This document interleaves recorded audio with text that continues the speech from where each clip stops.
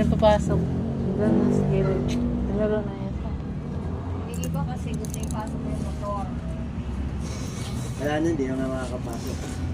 Ano po yan? 11 years akong nagtiis na ugali ng tao. Ang sabi ko, wag lang talaga ako sagarin. Sinagad ako last year ng April. March pa lang. Yung nagtatalo, di ba sabi mo yung nagtatalo na mag-uunahan? Oo, dyan naman din sa pwesto ni Kuya. Oo. Kwenta ng sasakyan. Sabi ko, Kuya, pakisuyo naman po. Pakitabi na lang yung sasakyan mo. Para pag may dumating, maayos po lahat. Sagot sa akin. Kailangan pa ba yun? Saglit lang naman ako dito. Diba? Ngayon, may dumating. Buhol-buhol na.